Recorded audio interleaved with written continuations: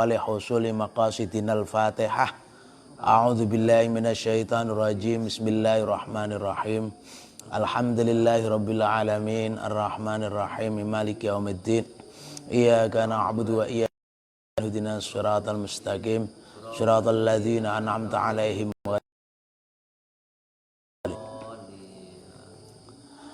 Bismillahirrahmanirrahim. Al-hadisut tasi'u tay hadis kang kaping 9. Hadis dan iku an Abi Hurairah Abdurrahman bin Sakhar radhiyallahu anhu qal, saking Abi Hurairah Abdurrahman bin Sakhar radhiyallahu anhu qal,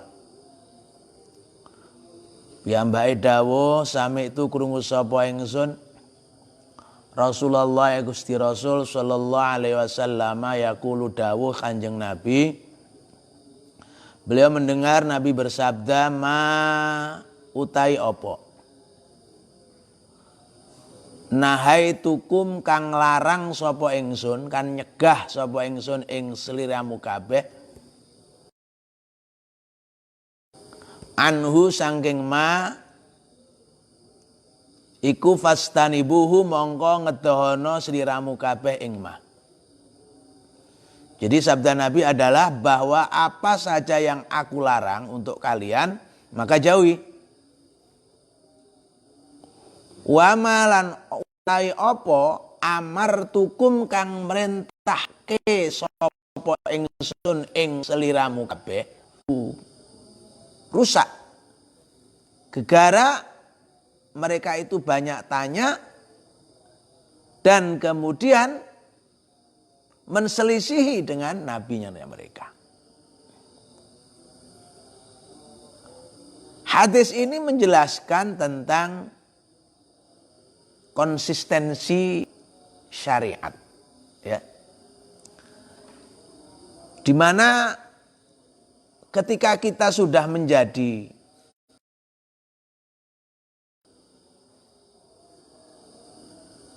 tentu di sini adalah kita pengikut baginda Nabi Muhammad sallallahu alaihi wasallam,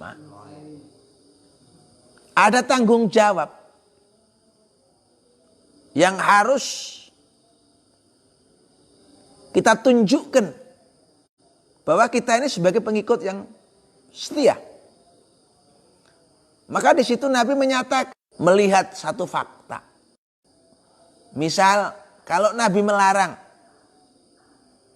bohong, ya kita jangan berbohong. Kalau Nabi misal melarang kita, kita jangan menipu. Itu namanya fastanibu, istinab anin nawahi, menjauhi dari apa yang dilarang. Kalau kemudian kita mengerjakan sesuatu yang dilarang, itu berarti, nah ini, kesetiaan kita, loyalitas kita kepada Nabi itu diragukan. Maka sederhana saja, lek manut karo Kanjeng Nabi yo, sing dilarang ya didoi gitu loh. Aja kemudian yang dilarang itu dikerjakan. Sebaliknya wama amartukum, apa yang saya perintahkan kepada kalian, faktu maka kerjakan. Mastata'tum. Nah ini ada satu catatan yang sebenarnya memberikan ruang. Ada istilah mastata'tum. Tidak boleh ya tidak boleh. Tapi untuk sesuatu yang diperintahkan ada kelas. Di mana disesuaikan dengan kemampuan. Ini nyambung dengan ayat wala tuhammilna ma la taqata lana bih. Nyambung dengan ayat di mana Allah tidak membebani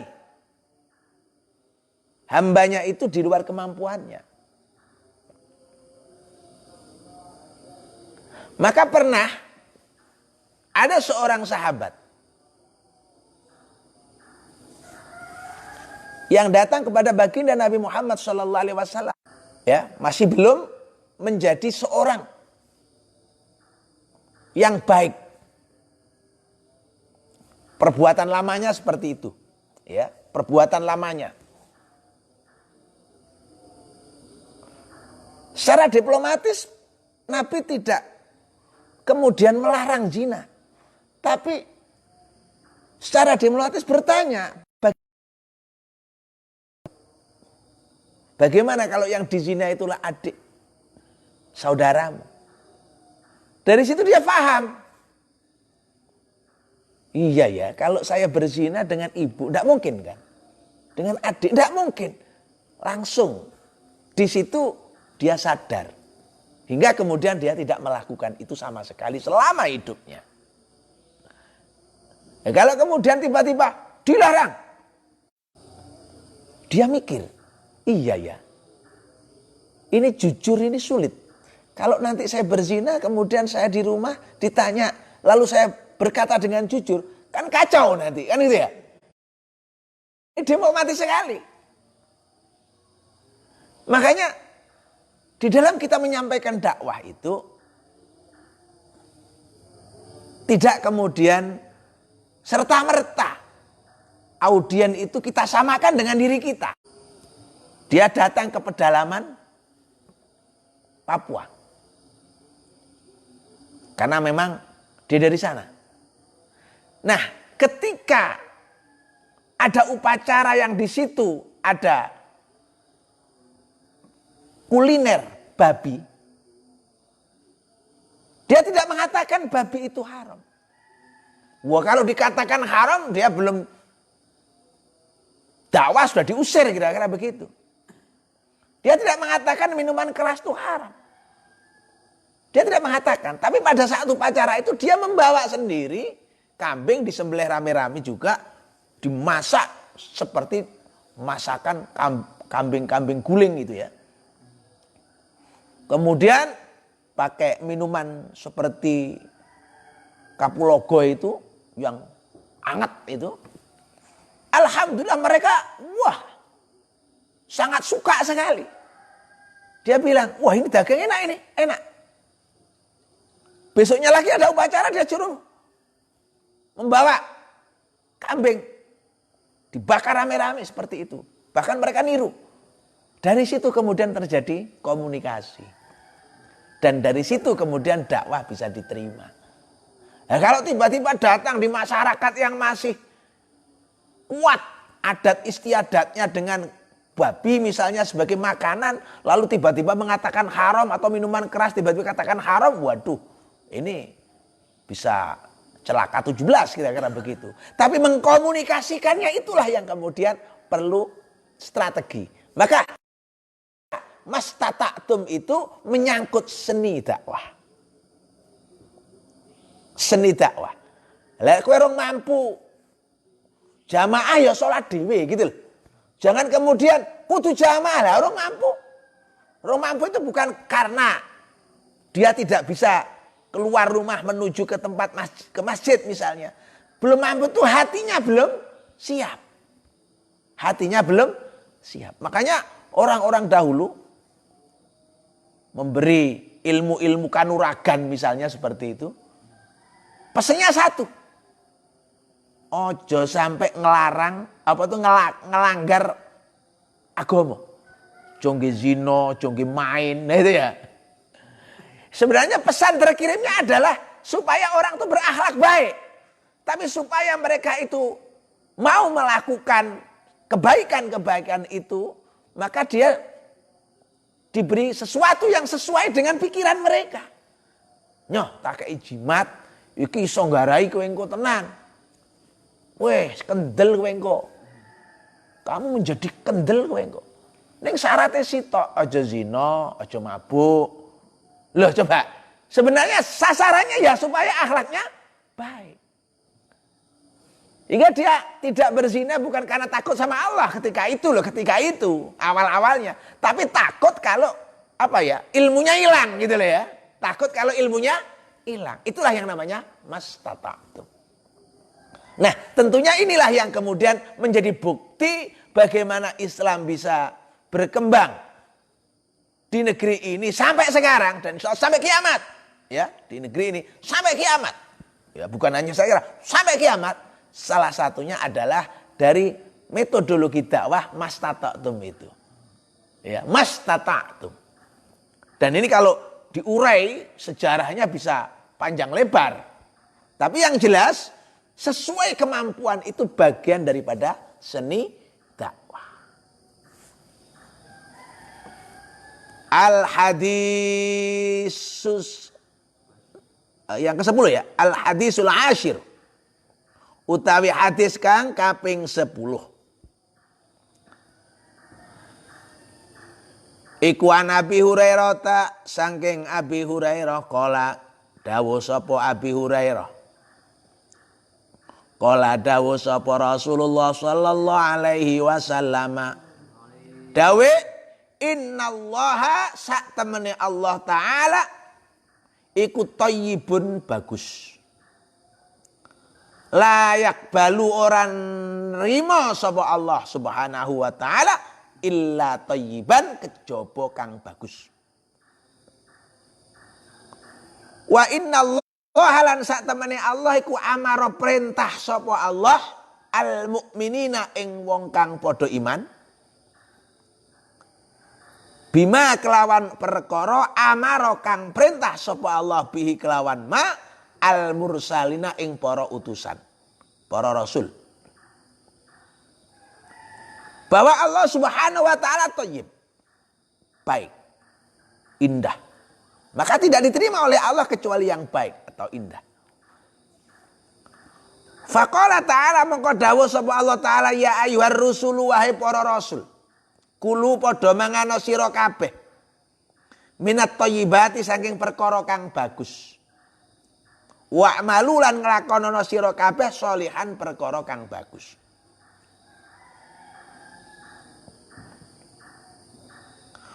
Wa qala ta'ala lan dawuh sapa Allah ya ayyuhalladzina amanu he wong kang padha iman. Kulu padha mangano sliramu kabeh. Min thayyibati ma saking baguse perkara razaqnakum kang paring sapa ingsun ing sliramu kabeh. Jadi Allah perintahkan seperti perintah para rasul-rasul terdahulu. Yaitu makanlah oleh kalian segala sesuatu yang baik dan lakukan pekerjaan yang baik. Allah juga berfirman, wahai orang-orang yang beriman, makanlah oleh kalian rizki-rizki yang baik. Anugerah Allah. Tsumma dzakara mongko nuli nyebut sapa Kanjeng Nabi ar-rajula ing wong lanang. Yutilu kang adoh. Kang adoh as-safara lungane.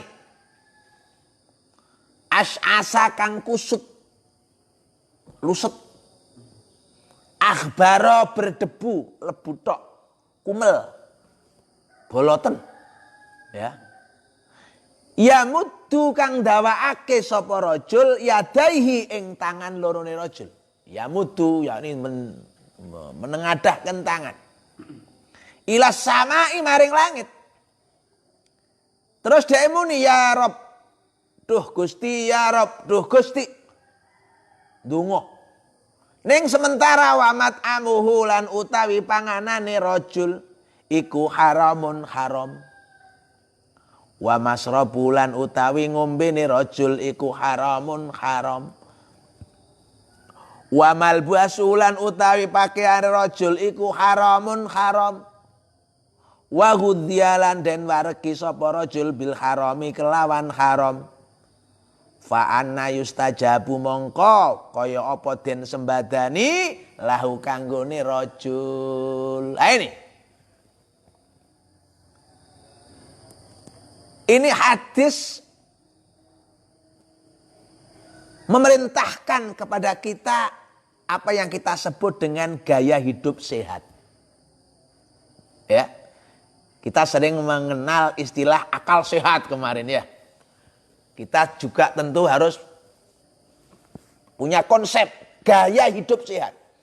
Kita tahu perilaku kita yang kemudian tidak sehat itu menimbulkan banyak risiko. Apa penyakit? Banyak orang yang dia ngerti bahwa itu tidak sehat, tapi tetap dimakan, tetap diminum. Nah, ini kemudian gaya hidup yang tidak sehat itu ya membuat dia tidak sehat. Saya pernah ngingatkan teman,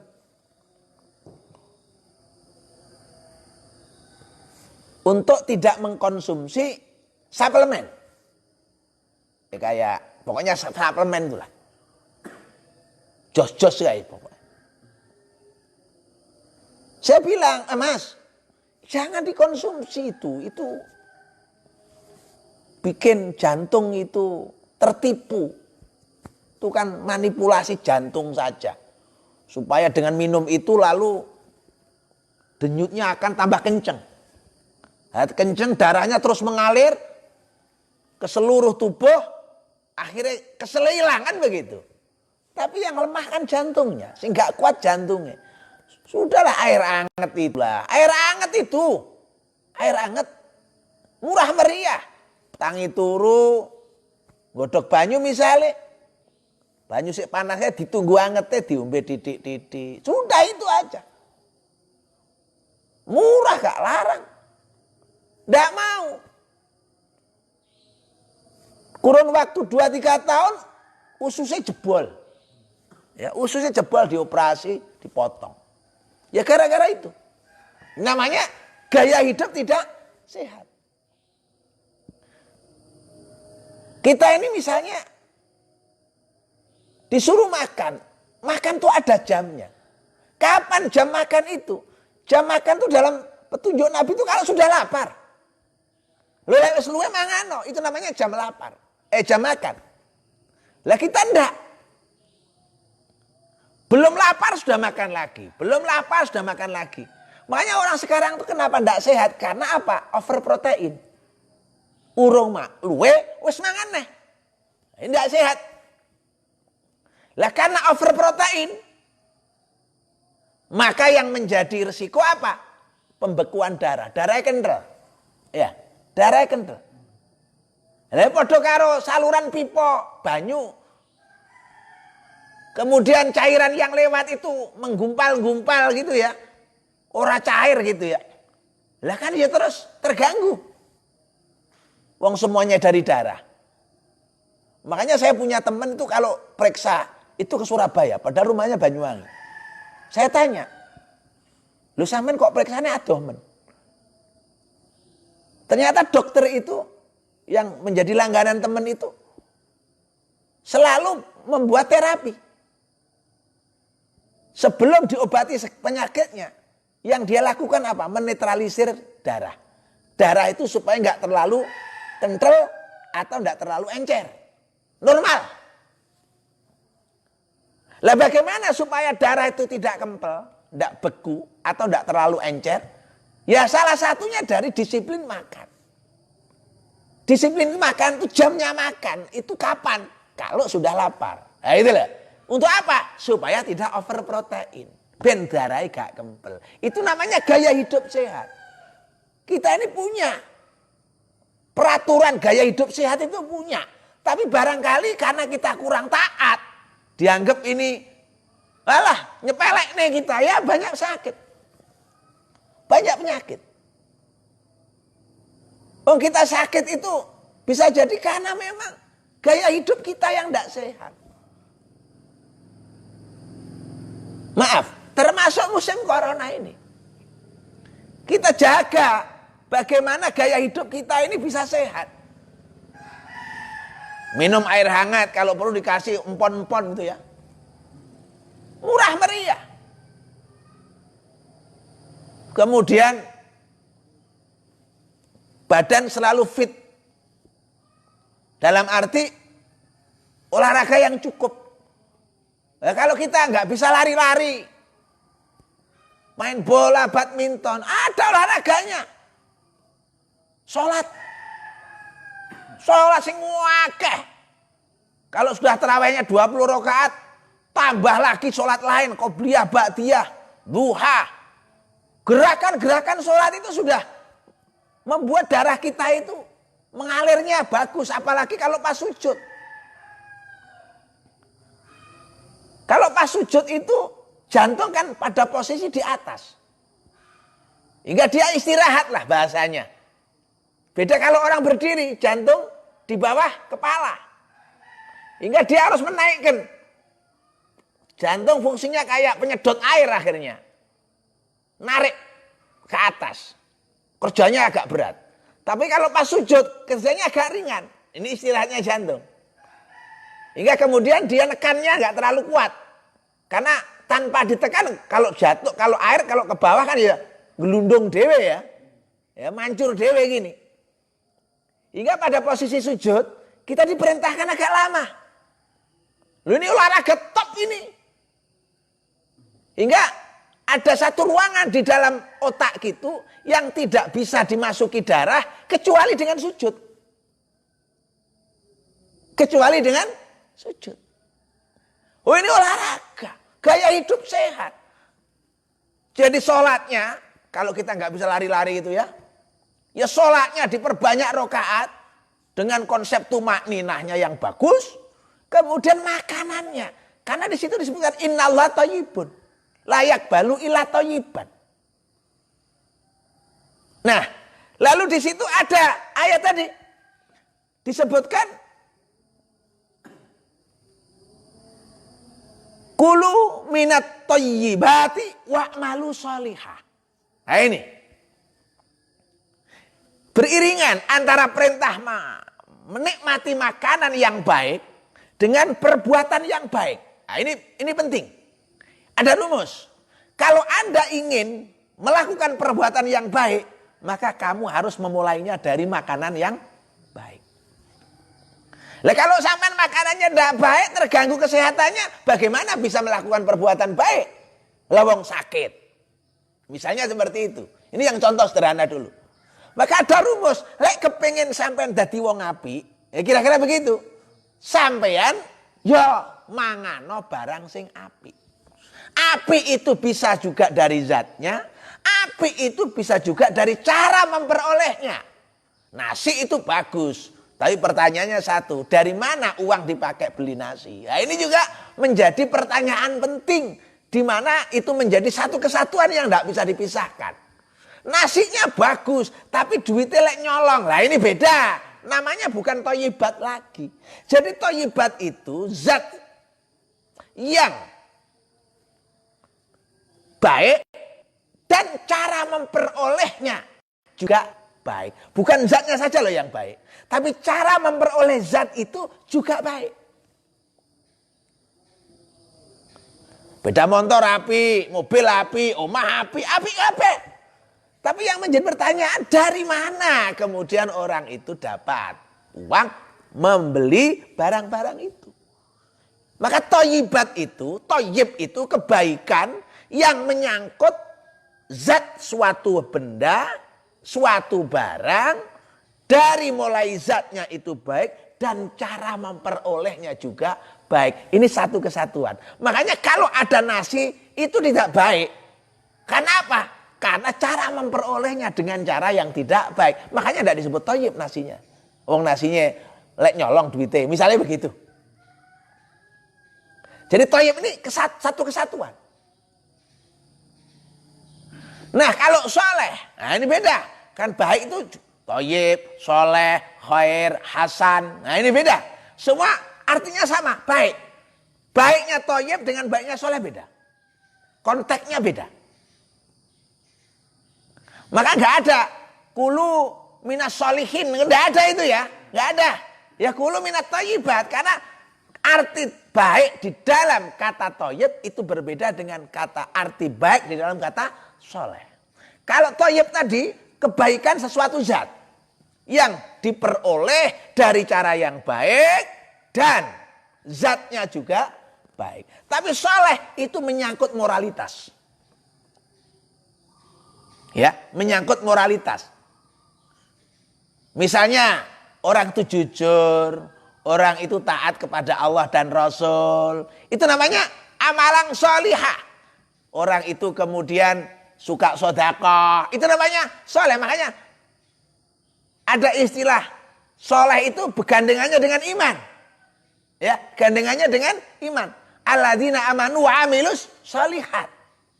Jadi kebaikan yang menyangkut dengan sistem moralitas Itu namanya soleh. Lawannya soleh itu poleh. Toleh itu artinya jelek. Ya. Apalagi tolah-toleh. Ya. Jadi di sini persoalannya. Thayyib itu bagus. Soleh juga bagus. Tapi arti yang dimaksud bagus pada thayyib berbeda dengan yang soleh. Kalau soleh itu menyangkut sistem moral kita. Kalau thayyib menyangkut zat suatu benda. Yang di situ berkait dengan cara memperolehnya dan juga zatnya. Nah kemudian gaya hidup sehat bukan pada zat makanan tadi. Tapi satu kesatuan. Hingga kemudian hadis ini ditutup dengan satu contoh. Bagaimana mungkin orang itu waktunya habis untuk ibadah. Ya, waktunya habis untuk ibadah. Bayangkan, sampai nggak memperhatikan penampilan. Yutilus safar, as akhbar. Weh, koyok uang lunga doh, kusut, buluk, nggak memperhatikan penampilan. Saking nggak memperhatikan, dia koyok khusyuk lagi ibadah. Ya mudu yadaihi ilas sama. Weh, pokoknya ya Allah, ya Allah, ya Allah, ya Allah, ya Allah. Gitu kira-kira. Sampai tidak memperhatikan penampilan. Sementara mat'amnya, masrobnya, ghudhiya bil haram. Semua yang diminum, dimakan, yang dinikmati itu haram semua.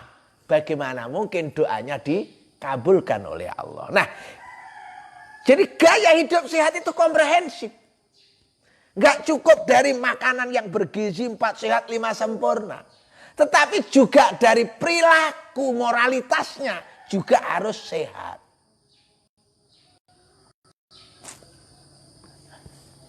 Saya yakin ini pesan terkirimnya kepada kita luar biasa. Luar biasa. Kita ini kadang-kadang makanannya sehat. 4 sehat 5 sempurna. Tapi moralitas kita tidak sehat. Moralitas kita tidak sehat. Contoh ginilah. Sekarang ini kita sebenarnya punya peluang untuk menjadi negara superpower. Indonesia itu punya peluang untuk menjadi negara superpower. Ngalahkan Amerika. Loh kenapa? Dulu negara kaya raya itu kalau punya minyak. Ingat, minyak. Makanya Arab, Saudi misalnya, Kuwait. Itu negara yang kaya raya karena punya minyak. Loh kenapa orang yang kaya raya itu karena punya minyak? Dikarenakan dulu kebutuhannya pakai minyak, industri itu. Transportasi, teknologi itu butuh minyak. Sekarang era itu sudah hampir berakhir. Teknologi menggunakan minyak itu bikin polusi. Alam ini kotor. Karena ditemukan teknologi baterai. Lithium namanya. Mobil-mobil apa sih penggerak listrik itu ya baterai. Lah bahan bakunya ada di negeri kita namanya nikel. Maaf. Makanya jangan kaget kalau kemudian daerah-daerah yang mengandung nikel tuh sekarang ada kawasan industrinya. Seperti di Morowali, Sulawesi sana. Maaf, saya nggak akan menyebut negara mana. Jenengan semua tahu semua. Nah inilah, siapa yang bikin kawasan industri di sana? Pasir-pasirnya sampai diekspor.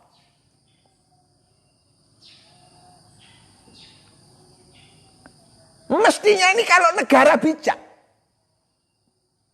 Tahu bahwa nikel itu bahan baku baterai yang menggantikan minyak bumi. Loh ini loh ya.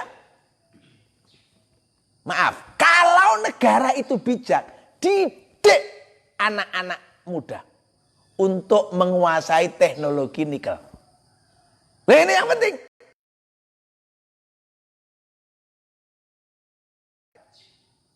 Di Konawe Selatan. Saya sudah sampaikan. Bagaimana mungkin daerah Sulawesi yang kaya nikel nggak ada sekolah kejuruan nikel? Ya, kan lucu. jangan ngomong bahwa kita tidak punya SDM. Persiapkan SDM-nya itu. Bikin sekolah-sekolah keahlian nikel. Hingga kemudian ketika ada industri nikel, kita sudah punya tenaganya. Jangan kemudian kita belum punya tenaganya, industrinya dibuat, pabriknya dibuat, kawasan industrinya dibuat, tenaganya asing. Apa yang terjadi? Coba sampean ke sana. Kita jadi penonton. Pekerjaan kita apa? Kos-kosan, jualan sayur, buka rumah makan. Coba. Saya ini ada pesantren di Sulawesi. Saya sudah sampaikan 10 tahun yang lalu. Bikin sekolah-sekolah kejuruan nikel. Kita tahu litium. Itu adalah industri masa depan. Yang akan menggantikan minyak. Yang disebut kendaraan listrik itu loh mas. Itu besok gak enak pom bensin. Saiki lek enak bensin ini larang. Wes jadul bro. Bensin saiki murah. Karena apa? Gak payu. Istilahnya begitu. Gak kayak dulu primadona. Karena apa? Industri listrik sudah maju. Lah dari mana tenaganya? Dari baterai. Baterainya dari mana? Dari Sulawesi. Nah di sini ketemu. Wa'malu sholihah. Para pejabat yang punya kewenangan hendaknya berbuat baik, moralitasnya baik, mementingkan anak negeri. Pinterno bangsa ini. Pinterno ben ahli kayak ono sekolah nikel misalnya. Terus kemudian bikin pabriknya, masuklah menjadi pekerjanya. Itu baru pejabat top. Maaf, saya pakai jempol begini, top. Kalau enggak ya kita jadi penonton. Seperti kita di Lampung ini, di Sumatera. Walah perkebunan ribuan, ratusan ribu hektar sawit. Tapi yang namanya petani sawit itu ya kembang kempis. Padahal hasil olahan sawit itu kebutuhan pokok, salah satunya minyak goreng misalnya. Loh kenapa ini bisa terjadi? Petani sawitnya kembang kempis. Karena ini ada perbuatan yang tidak soleh, ada moralitas yang tidak soleh. Kenapa? Karena hulu hilir dikuasai oleh kelompok. Bukan oleh masyarakat. Misalnya ada PT X, saya nggak menyebut, nanti uangnya pegel karo aku.